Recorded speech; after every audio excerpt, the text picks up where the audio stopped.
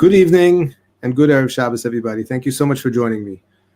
This coming Shabbos, we are going to read not one, but two parshios, Matos and Maseh, which together make basically the longest Torah reading that we could possibly have throughout the entire year. So very, very long parshios, but of course, lots to reflect upon. Now, part of the reason why Parshas Matos and Maseh together, and Maseh in particular, are considered lengthy, is because at the beginning of Parshas Maseh, the Torah goes ahead and reviews all the places where we have been throughout the 40 years in the Midbar.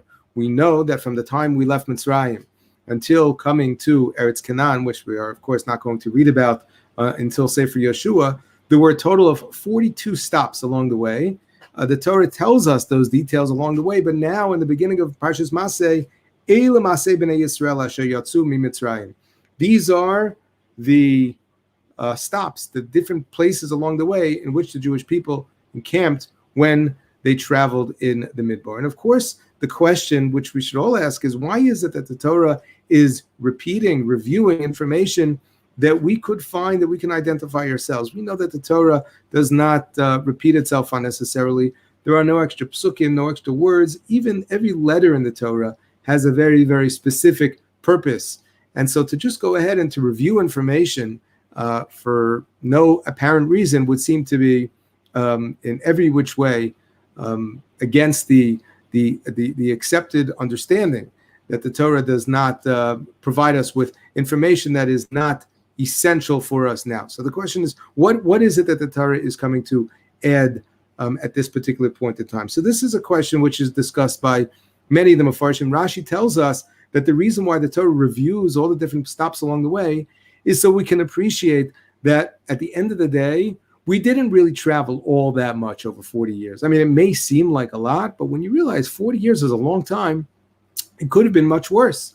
And Rashi says that by reviewing the various places in which we stopped, and Rashi goes through the various historical and chronological order, but he shows it really, really wasn't that bad. And even though we were punished, and even though we were condemned to 40 years of wandering in the Midbar, it really, really wasn't as bad as it could be. That's what Rashi says. The Sforno says that this reveals how great the Bnei Yisrael were, that here they followed God, so to speak, right? As we say in the Pasuk says, that we followed God be'eretz lo zruah, in a land that was not accessible for growth, going through the Midbar, which is not a place for life. And there, lechtei chacharai b'midbar be'eretz lo zruah, going from place to place, even though most of the people knew that they would not ultimately reach their final destination. The Shem Shmuel addresses this question by reminding us that the question presupposes something that we very often assume in life, and that is that what's most important is the destination. All that really matters is perhaps where you're coming from and where you get to. But all the steps along the way, so that's not really that important. The journey is not really such an important part of the story. But this is, in fact, not true.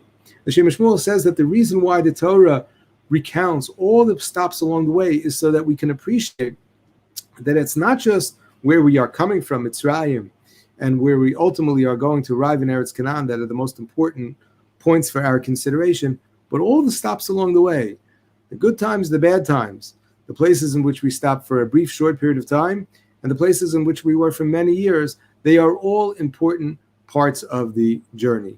And of course, he points out that in life in general, we could look at life as being just different points along the way and really focus, as we so often do, not necessarily on what's going on at the moment, but where I want to get to. My ultimate destination. That's one attitude that we can have a look in life, or we could look at every point along the way as sort of building blocks, opportunities for growth and for reflection, and not necessarily merely just a means to reach the next step in my journey. Too often in life, unfortunately, we focus on the bottom line, on the end result, and we fail to appreciate the process. Unfortunately, our world is slowly but surely becoming, I would say, exclusively result-oriented. This is a trend that started a long time ago, probably since the start of the Industrial Revolution, when the whole focus, the goal was to try to become as efficient, as streamlined as possible so we can get to the end result. We know that there are 39 malachos on Shabbos. The first 3, as listed in the Mishnah on Shabbos, the first 11, what's called the Sidur de Pas, which the sequence of activities that are necessary in order to produce bread. Nobody thinks about these things today for the most part, unless you happen to be a farmer. For us, the acquisition of bread involves one thing only: going to the store and buying a loaf of bread, and that's it.